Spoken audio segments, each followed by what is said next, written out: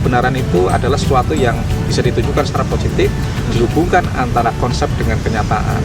Jadi kenyataan empiris itulah yang dianggap sebagai menjadi basis kebenaran. Sementara kita, atau basis pengetahuan. Sementara kita tahu semua bahwa sebenarnya realitas itu kan tidak hanya realitas empiris ya, tapi juga ada realitas-realitas lain. Misalkan realitas makna.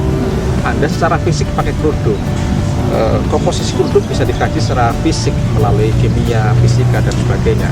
Tapi makna kerudung itu tidak bisa digali lewat fisika dan kimia kan. Kita pakai gaya hidupnya macam-macam. Nah, gaya hidup itu tidak bisa dikaji lewat fisika dan kimia.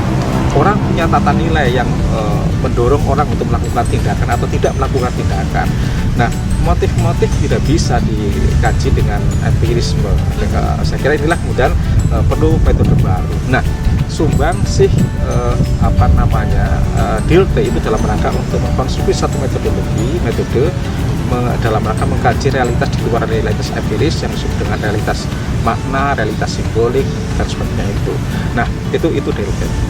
Nah, ada 3 konsep penting ya yang diberikan oleh DILT dalam rangka memahami realitas sosial budaya itu.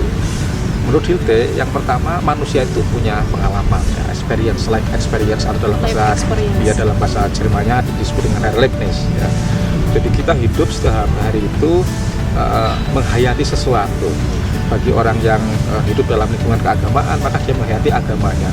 Bagi dia yang hidup dalam lingkungan sosiokultural tertentu, maka dia menghayati kebudayaannya. Intinya dalam kehidupan orang mesti punya pengalaman kehidupan, atau life experience, atau yang disebut dengan Erlebnis itu. Dan apa yang disebut dengan pengalaman kehidupan itu, Erlebnis itu diekspresikan dalam bentuk produk budaya, ya kan? Orang beragama punya masjid, ya kan? Punya gereja, punya sajadah, punya salib, punya peci, punya cara baju yang digunakan untuk ibadah. Itu adalah ekspresi simbolik dari kebudayaan manusia. Dan ekspresi simbolik itu dalam bahasanya disebut dengan Ausdruck. Nah, Ausdruck ini kan meaningful.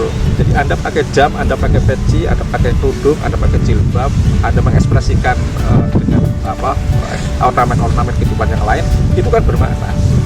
Nah, tugas seorang ilmuwan sosial budaya adalah salah satunya adalah memahami apa makna itu semua, makna ekspresi kebudayaan yang dihasilkan dalam kehidupan manusia.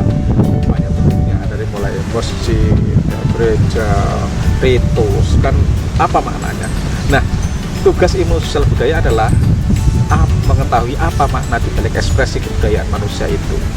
Nah, kemudian DILT menawarkan konsep yang ketiga untuk mengetahui meaning atau makna di balik ekspresi kebudayaan manusia adalah dengan Verstehen, dengan memahami. Ini yang dibedakan dengan metode positivistik yang kita kenal dengan Arik Laren kan, menjelaskan. Jadi memahami dan menjelaskan merupakan konsep yang berbeda secara metodologis. Menjelaskan adalah konsep dari ilmu positivistik, sementara memahami adalah konsep di bidang ilmu sosial budaya. Kontribusi besar DILT adalah dalam merumuskan metode sosial budaya dikenal dengan Verstehen itu. Saya kira ini.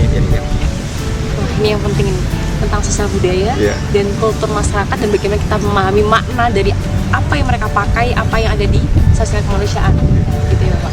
Sekarang ini yang menarik lagi nih, sesungguhnya ilmu sosial kemanusiaan seperti apa sih, kemanusiaan yang bagaimana mungkin yang DILT tuangkan dalam bidang-bidang sosial budaya berkembang sangat luas ya. Dalam konteks lain adalah studi ilmu budaya ya.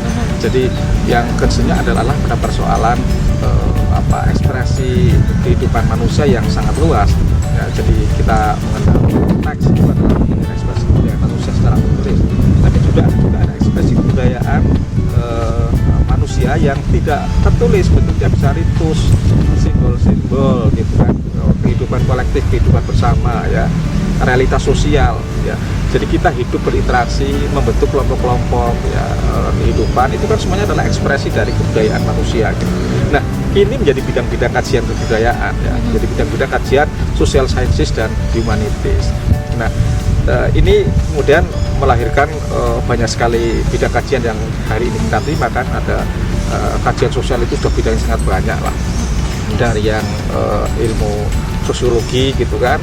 Sosiologi juga bidangnya banyak, dari mulai perubahan sosial, mobilitas sosial, banyak sekali itu. Sosiologi ada sosiologi pedesaan, sosiologi perkotaan, bidang studi kebudayaan juga luas sekali dari mulai peranata budaya gitu kan, kemudian nilai-nilai